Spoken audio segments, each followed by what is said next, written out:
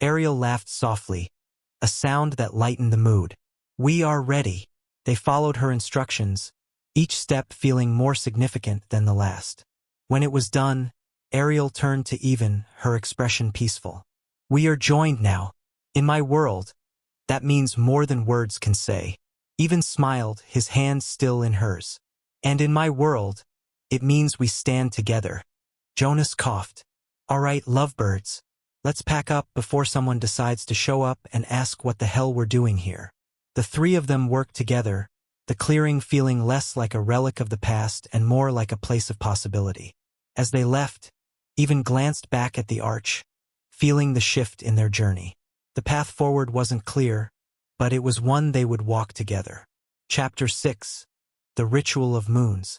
As the first hints of twilight colored the alien sky, Ariel led Even and Jonas through a grove of shimmering, bioluminescent trees. The branches glowed softly, casting an ethereal light on the ground below. Ariel's posture was unusually tense. Even noticed how she kept glancing over her shoulder. You sure this is the right place? Jonas asked, adjusting the strap on his pack. Feels like we've been walking for hours. Ariel nodded. We are close. The elders used to call it the heart of the moons. This is where the ritual begins. Even looked around, taking in the quiet beauty of the forest. It's hard to believe something so important can be hidden out here. What happens at the heart? Ariel hesitated, then spoke carefully. It is where we offer light to the moons, and they give their light to us.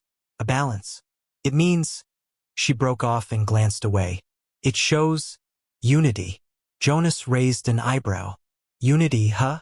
Sounds like you're hoping this ritual will make your people okay with us. That's part of it, Ariel admitted. But it is more. It will join us. Even's eyes narrowed slightly. Join us? How?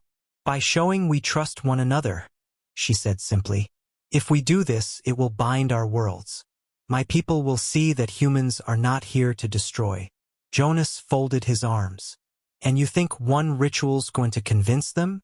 I'm not trying to be the skeptic here, but it is not just for them. Ariel cut him off. It is for us, to show what we mean to each other. Even's heart thudded a little faster. What exactly does it involve? We light something, stand under the moons, and what? Make a promise. Ariel gave a small, knowing smile. Something like that. The three of them emerged into a clearing where a large, smooth stone platform stood. Around it, shallow bowls carved into the rock glowed faintly.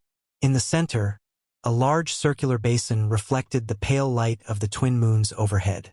The air felt heavier here, charged with a strange energy.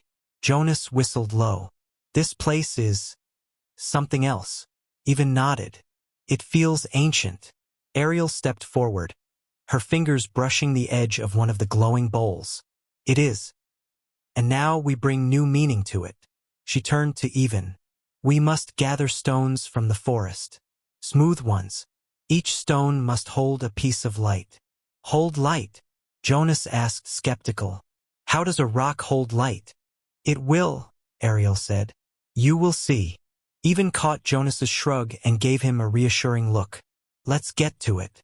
The three of them spread out, combing the grove for the right stones. Every so often, Even glanced up at the moons, their pale light spilling through the leaves. He tried not to dwell too much on the gravity of what Ariel was asking them to do. Instead, he focused on the task at hand, finding smooth stones and laying them gently in a satchel. Hey! Jonas called over, holding up a stone that gleamed faintly in the moonlight. This one's already glowing.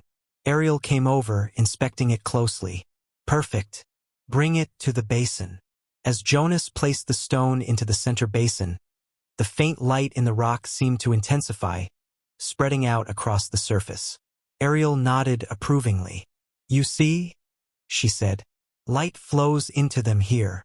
Even placed a few stones he'd collected into the basin as well, watching as each one began to glow. It was mesmerizing, like watching tiny stars come to life in their hands. All right, Jonas said, clapping his hands together. We've got the rocks. What's next? Ariel stepped onto the platform, motioning for Even and Jonas to join her. We must place them in the bowls. 1 stone for each bowl. Then we stand together in the center. Sounds simple enough? Even said, picking up one of the glowing stones. As they placed the stones into the carved bowls, the light in the basin began to pulse, matching the rhythm of their movements. By the time the last stone was in place, the entire platform shimmered softly, bathing them in a gentle glow. Ariel took a step back, her expression serious. Now we stand together. Even moved to her side, while Jonas hesitated, glancing between them. Jonas, Even said, nodding toward the center. Come on, we're in this together. With a reluctant sigh, Jonas joined them. The moment they stood in a line beneath the moons, the light from the bowls rose up like faint wisps of mist, swirling around them. It was unlike anything Even had ever seen. Quiet, peaceful, yet powerful. Ariel spoke, her voice steady and clear. We stand as one beneath the moons. We share our light, our worlds, our futures. Together, we show that our differences are strengths, and that unity will carry us forward. Her words hung in the air, the light wrapping around them like a living thing. Even felt an inexplicable warmth in his chest, a connection not just to Ariel but to the very land beneath them. Jonas, who rarely expressed much beyond dry humor, nodded slowly. This actually feels kind of, I don't know, right? Ariel looked at him, a soft smile on her face. Because it is. Even reached out and took Ariel's hand. What happens now? Ariel squeezed his hand gently. Now we leave this place, and when the moons rise again, my people will know what we've done. It will be difficult, but it will also be a beginning. Jonas glanced at the glowing platform as they stepped down. Here's hoping they see it that way. As they walked back toward the camp, the light of the twin moons guiding their path, Even felt a new sense of purpose. He wasn't entirely sure what lay ahead, but he knew they were no longer just 3 people trying to survive. They were something more now. Together. Chapter 7, The Test. The atmosphere in the camp was uneasy. After completing the ritual at the heart of the moons, Ariel had warned them that her people would demand a trial, an ancient custom that could prove Even's and Jonas's sincerity in wanting to unite their worlds. Even hadn't fully understood what the trial would entail, and now, as the suns began to rise, he was feeling the weight of that uncertainty. You nervous? Jonas asked, securing the straps on his boots as he sat beside the smoldering fire. Not exactly, Even replied, though his voice lacked conviction. Just don't want to screw this up. Well, no pressure, Jonas said, smirking slightly. It's only, a judgment from an alien species that could determine if they trust us or not. Even gave him a sharp look, but before he could respond, Ariel appeared from the treeline. Her expression was calm, though there was something guarded in her eyes. They are ready, she said simply. Jonas stood, brushing ash off his trousers. Guess that's our cue. Ariel led them to a clearing where several members of her tribe had gathered. They stood in a semicircle, their expressions neutral but their postures rigid. At the center of the group was an elder, tall and dignified, with intricate markings across her skin that seemed to shimmer faintly under the light. This is Elder Valen, Ariel said, her voice respectful. She will guide the trial. Even and Jonas exchanged a look, then nodded. Elder Valen stepped forward, her voice firm and measured. You have performed the ritual of the moons. Now we must see if you truly seek unity or if your words are empty. There will be 3 tasks. Each one is meant to test your intentions and your ability to work as one with Ariel and with each other. Do you accept? Even answered immediately. We do. Jonas hesitated for a moment but followed with a confident, yeah, let's do it. The first task involved a test of balance. A shallow pool, dotted with large, smooth stones, stretched before them. The goal, according to Elder Valen, was to cross the pool without disturbing its surface. Even crouched down, studying the stones. We'll need to spread our weight evenly. If one of us stumbles, it could cause ripples. Jonas frowned. So, no cannonballs. Got it. Focus, Jonas, Even said, stepping carefully onto the first stone. It wobbled slightly under his weight, but he adjusted and motioned for Jonas and Ariel to follow. Ariel moved with practiced grace, her steps light and precise. Jonas was more deliberate, taking his time. As they reached the halfway point, the stones became more spaced apart. I'll go first, Even said. If this one holds, you follow. He leapt to the next stone, arms out for balance. It held. Jonas followed, his boots scraping slightly but managing to stay steady. Ariel made it across without a sound. By the time all three reached the other side, the pool remained undisturbed. The gathered tribe members nodded in approval. Elder Valen raised her hand. You have completed the first task. Now the second. She led them to a tall structure of woven vines and branches. At the top, a small, glowing orb rested on a pedestal. This is a test of trust and coordination, the elder explained.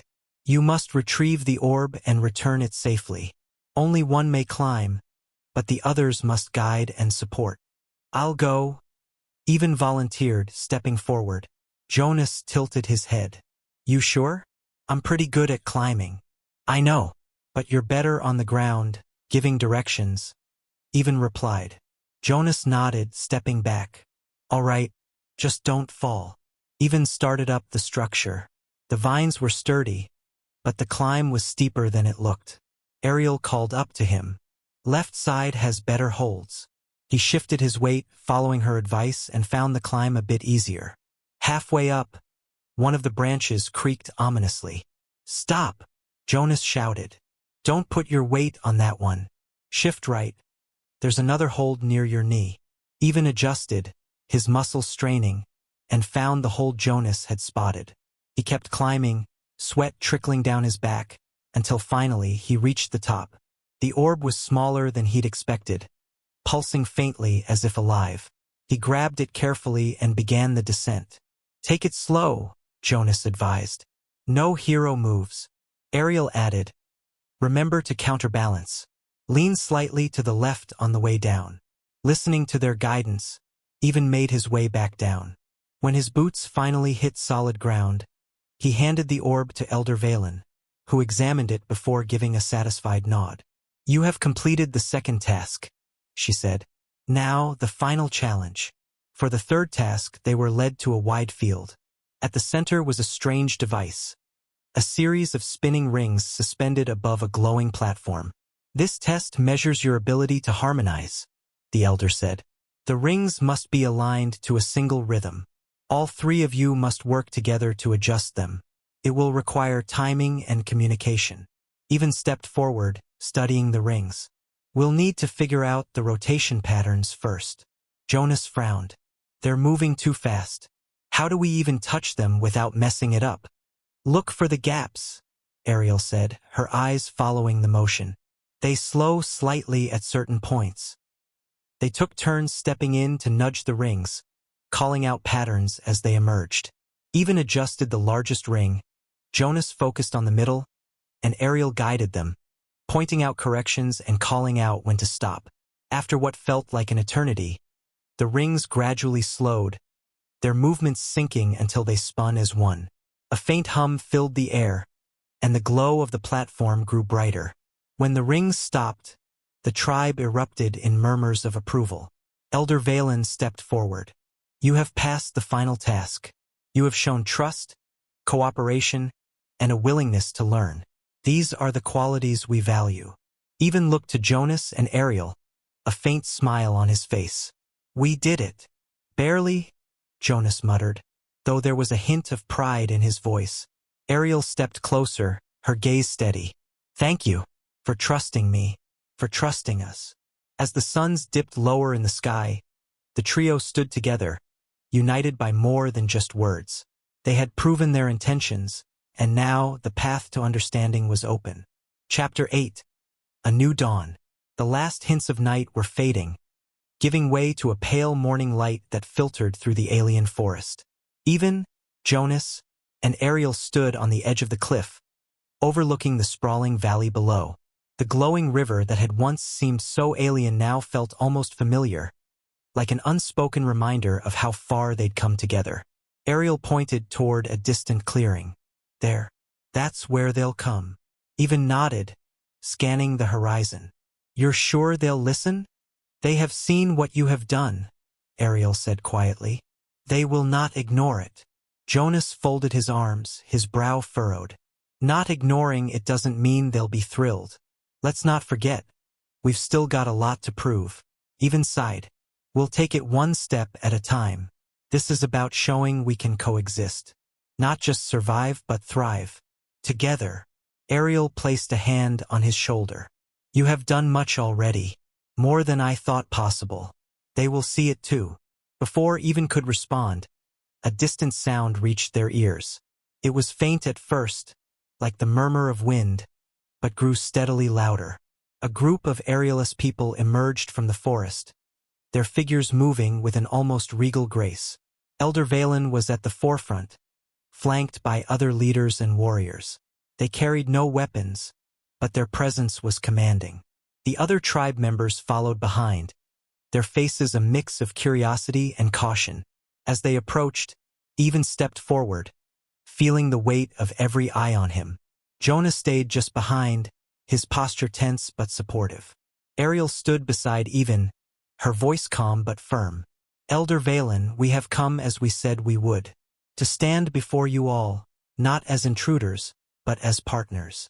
Elder Valen's piercing gaze swept over Even and Jonas, then returned to Ariel. The trials have proven their strength, their unity with you. Yet words and trials alone do not erase fear. Why should we welcome them when so many before have only brought destruction? Jonas spoke before Even could, his tone measured but firm. We're not here to take anything from you. We're here because we see the value in working together. Learning from you, sharing what we know, and finding a way forward that benefits both our people. We can't change what's been done in the past, but we can choose to do better now. The elder regarded him silently, her expression unreadable. Words are easy to speak. Trust is harder to earn. Even stepped in, his voice steady. I don't expect you to trust us overnight. All I ask is for the chance to prove that we're different. Let us show you who we really are, not who you think we are based on the actions of others. For a long moment, there was silence. Then one of the younger members of the tribe stepped forward, holding something in her hands. It was one of the glowing stones they had used during the trials. She extended it toward Even. You stood under the moons and brought harmony, she said. You moved with us, not against us. That is something we have not seen before. Elder Valen held up a hand, signaling for silence. She studied Even, then looked to Ariel. You believe in them. You risk much for this belief. Why? Ariel met the elder's gaze. Because I have seen them fight for each other, not against us. I have seen them protect, not harm. They have shown respect for our ways, and they have shown me that trust can be earned.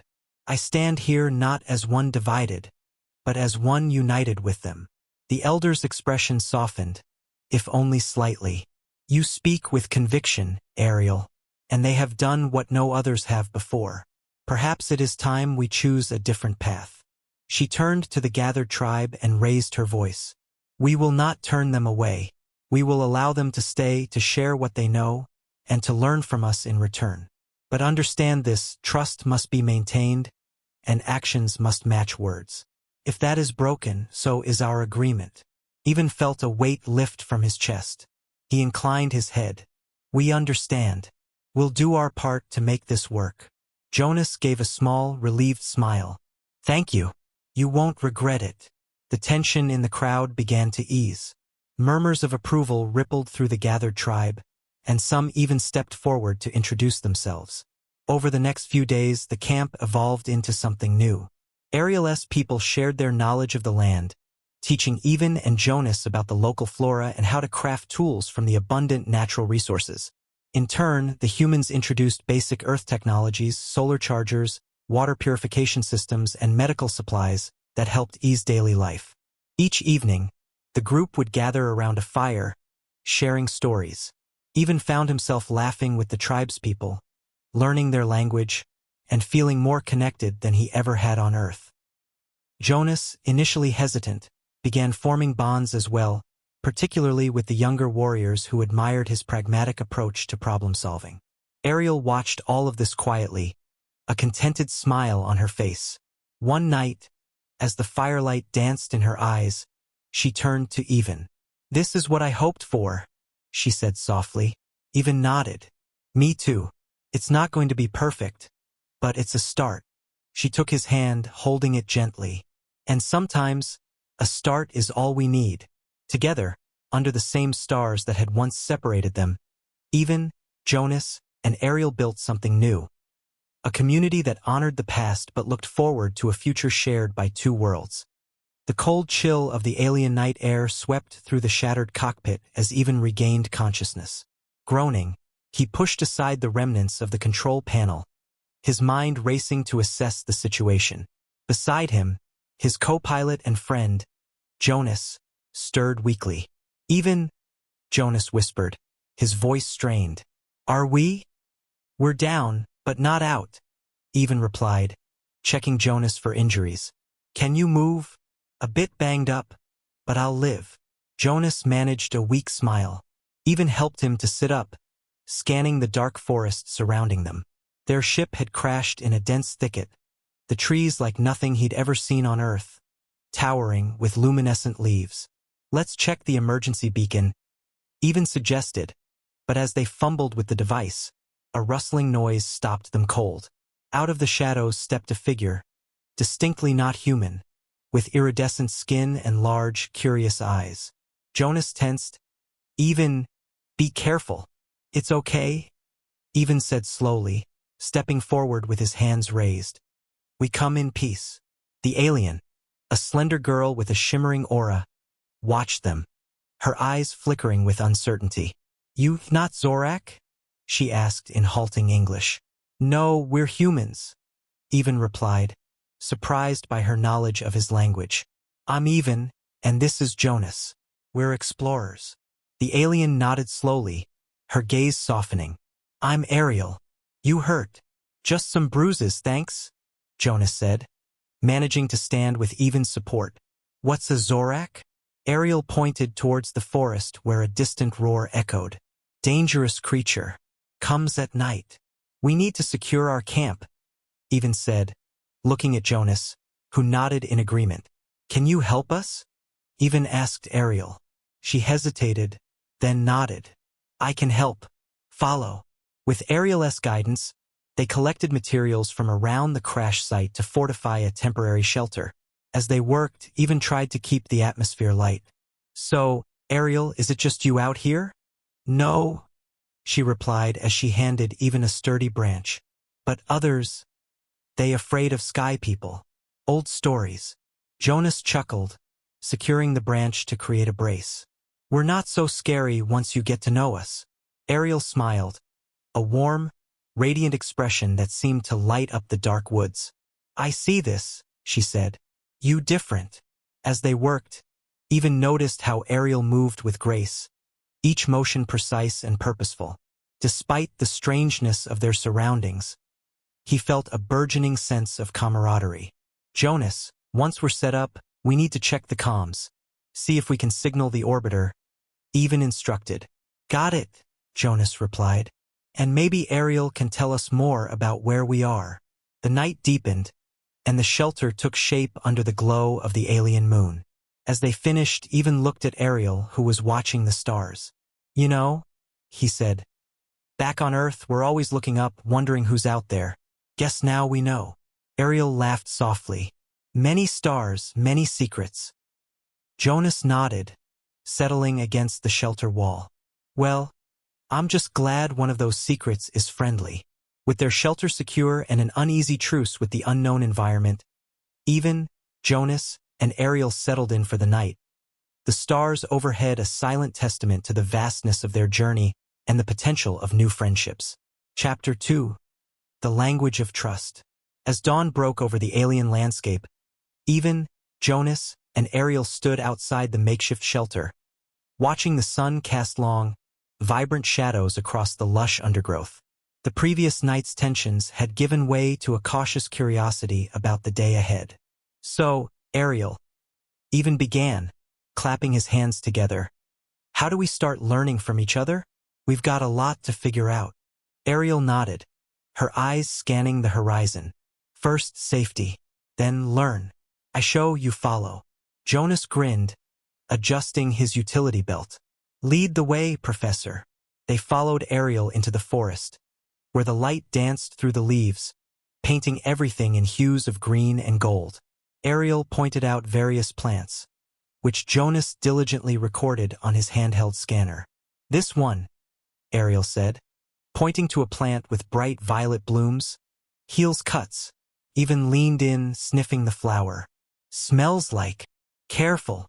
Ariel quickly pulled him back. Smells good, but causes dizziness if too close. Good tip, Jonas laughed, making a note. Would have been a fun morning. As they walked, even tried to initiate a deeper conversation. Ariel, you speak our language pretty well. Where did you learn English? Ariel's face took on a somber shade. From my mother. She taught me many languages from her books. She loved learning about other worlds. That's incredible, Even replied, impressed. Sounds like she was quite the scholar. She was, Ariel confirmed, a trace of sadness in her voice. She then quickly shifted the topic. Now your turn. Tell about Earth. Jonas and Even took turns describing their planet, its vast oceans, towering mountains, and crowded cities. Ariel listened intently, asking questions about everything from governments to wildlife. As midday approached, they returned to the camp to check on their equipment. Even pulled out a portable solar panel to recharge their gear. Here's some Earth tech for you. Harnesses the sun, just like your plants here. Ariel was fascinated. Can I try? She asked, reaching for the panel. Sure, Even said, showing her how to angle it properly. Just like that. With the panel set up, they gathered around a small display that Jonas had rigged up to show pictures from Earth. Each photo brought new questions from Ariel, and her enthusiasm was infectious. Looks like you guys could use a break, Jonas remarked, watching their interaction. How about I make us something to eat while you continue the show and tell? That'd be great, thanks, Jonas, Even said, as he turned back to Ariel with a smile. Ready for more? Yes, please, Ariel beamed. As they shared stories, the distance between two vastly different worlds seemed to shrink. They laughed over pictures of animals, marveled at landscapes, and compared notes on technology and culture. After their meal, which Ariel found amusing and strange but edible, Even proposed a small project. Let's build something together, he suggested. Something simple, maybe a water collector? It rains enough here. Ariel was eager. Yes, let's make. I show you how we collect water with Vika leaves. Very big, hold lots of water. The afternoon was spent constructing a rudimentary but effective water collector. Even and Jonas handled the framework, while Ariel expertly positioned the large leaves she called Vika. By the time the sun began to set, their creation stood proudly beside the shelter, a testament to their cooperative effort. Jonas clapped both Even and Ariel on the back. Look at that, he said with a wide smile. Not just surviving, but thriving. Ariel looked between the two men, a smile playing on her lips. Today, good day. I learned much about humans. You're not just sky people. You friends. Even nodded, feeling a profound connection. And you're not just an alien. You're our teacher and our friend. As they sat around their new invention, watching the sky turn from blue to the deep purples and pinks of twilight, a sense of camaraderie settled among them, bridging worlds with laughter and shared endeavors. Chapter 3.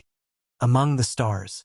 As the new day dawned, Ariel suggested a visit to a nearby landmark that she described as where the ground meets the sky. Even and Jonas, eager for a distraction from their continuous equipment repairs, readily agreed.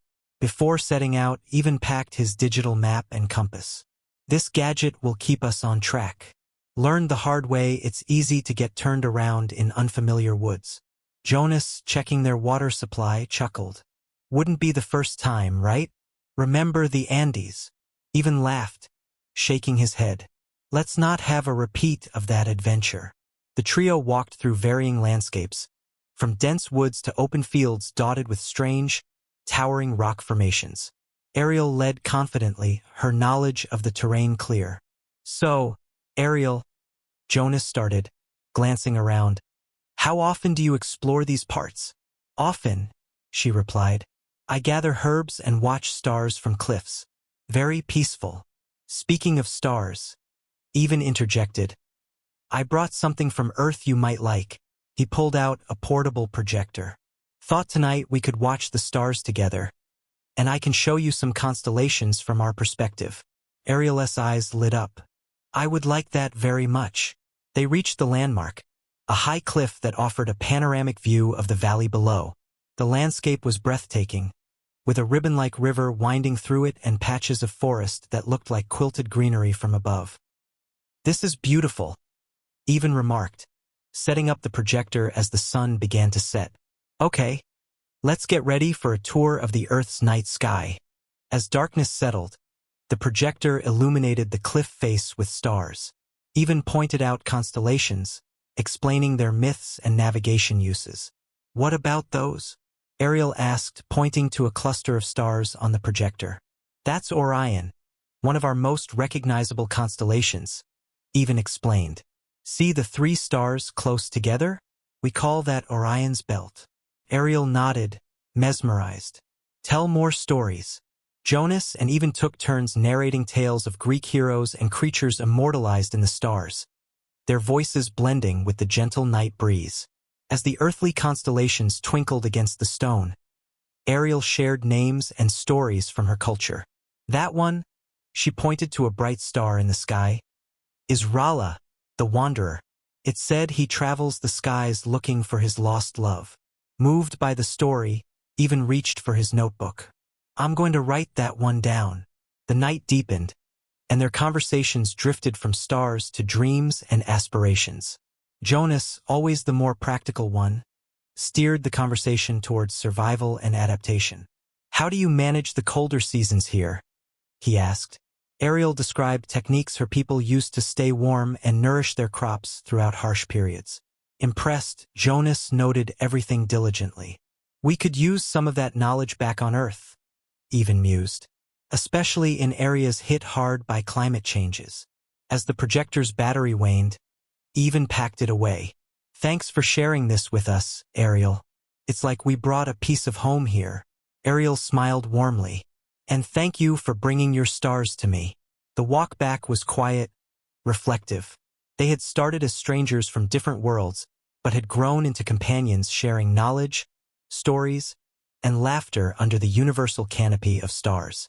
Back at camp, as they prepared for sleep, Jonas threw a couple of extra logs on the fire. I think we're getting the hang of this, he said, stretching his legs out. Even nodded, looking over at Ariel, who was sketching the constellations in the dirt with a stick. Yeah, we're not just surviving, we're learning. And that's what exploration's all about. Their conversation faded into a comfortable silence, each lost in thoughts of stars and the shared humanity that seemed to bridge even the vastest of cosmic distances. Chapter 4, The Gathering Shadows. The morning arrived with a low, distant hum. At first, Even thought it was the wind rushing through the thick canopy, but the sound grew, vibrating through the ground. You hear that? Jonas muttered, rubbing the sleep from his eyes. He was already pulling on his boots, his instincts kicking in. Even nodded, grabbing his rifle, not to use but to be ready. Ariel stood at the edge of the camp, her posture tense. Jorik, she whispered. The name sent a chill down Even's spine. The first time Ariel had mentioned the beast, it had been in warning. It was the same creature that had roared from the forest on the night of their crash. Jonas slung his pack over his shoulder. We should move, find higher ground. Ariel turned to them, shaking her head. No, running makes it chase. Must stand. Show strength. Stand. Jonas scoffed. Against what exactly? Ariel stepped forward and motioned them to follow. Even exchanged a look with Jonas before nodding. They moved carefully through the forest, every footstep deliberate. The sound of snapping branches and heavy breathing reached them before the creature did. Through the thick underbrush, even caught sight of it. A hulking mass of muscle and fur, its eyes burning with hunger. Jonas exhaled. That is not something I want to fight. Ariel raised her hand, palm facing outward, and stepped forward slowly. Stay here. Even grabbed her wrist. Wait. What are you doing? Calming it. Her voice was steady, but her hand trembled beneath his grip. You sure about this? Jonas asked, gripping his knife instinctively. Ariel nodded and took another step forward. The Jorok snarled, shifting its weight, claws digging into the ground. Ariel whispered something in her language, soft, melodic. The beast hesitated, even watched, heart pounding. He had seen animal tamers on Earth, but this was different. Ariel wasn't just trying to control the creature. She was connecting with it. Jonas muttered under his breath.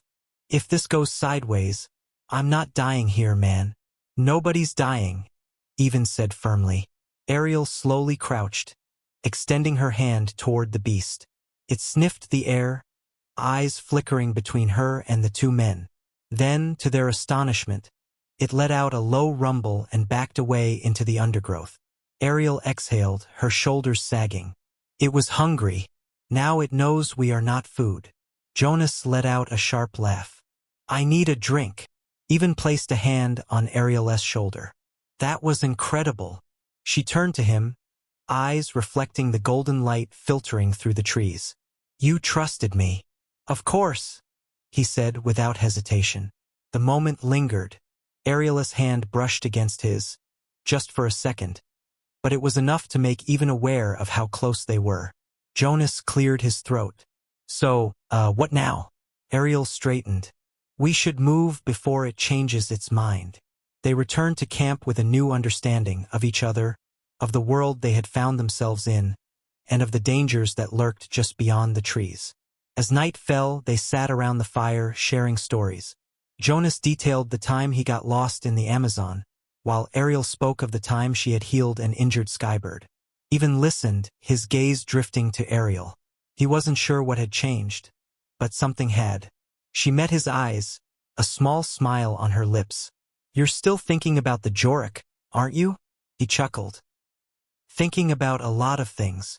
Her fingers brushed against his arm, light as a whisper. Me too. Jonas, oblivious, tossed another log into the fire. Well, whatever happens next, at least we know we can handle it. Even glanced at Ariel, feeling the warmth of her touch linger. Yeah, he murmured. I think we can. Chapter 5. Forbidden Union. The morning sunlight filtered through the trees as Even, Jonas, and Ariel sat by the campfire, sharing a quiet breakfast. The forest seemed more alive today, the hum of creatures and the rustling of leaves filling the air. All right, Jonas began, leaning back on his makeshift stool. What's the plan for today? More foraging? Maybe figure out if there's anything else edible around here besides those blue fruits. Ariel looked thoughtful, then glanced at Even. I want to show you something. A place not far, very old. Sounds like an adventure, Even said, his curiosity piqued. Jonas shrugged. I'm in. Better than sitting around fixing equipment all day. As they gathered their gear, Even noticed Ariel's hesitant glance toward the woods. He lowered his voice. Everything all right? She nodded quickly but avoided his gaze. Yes, just, this place is special. I have not brought others before. Then we'll respect it, he said gently, touching her arm. Lead the way. They followed her through the forest, the terrain gradually becoming rockier and more overgrown. Ariel moved with the sure-footedness of someone who knew every twist and turn, though she remained unusually quiet. What's the story behind this place? Jonas asked, trying to fill the silence. You said it's very old? Ariel paused, her hand brushing against a tree's trunk. Long ago, my people used it for gatherings, ceremonies, decisions, unions. Unions? Even repeated. Like marriages? Yes, she said softly. But different. It was a place where two could join under the stars. In unity. Jonas raised an eyebrow. That sounds ceremonial. Sacred. Ariel nodded. It is. That's why no one goes there now. Too much has changed. They reached a clearing with a towering stone arch, its surface covered in intricate carvings. Vines had claimed much of it, but the patterns remained clear. Figures holding hands, stars overhead, and animals in graceful arcs. Even stepped closer, marveling at the craftsmanship. This is incredible. It's beautiful, Jonas agreed. You're sure no one's used this in how long? Many cycles. My people stopped these ceremonies long before I was born, Ariel said. She traced her fingers along one of the carvings. But the place still holds meaning. For those who remember. The three stood in silence, the weight of history settling around them.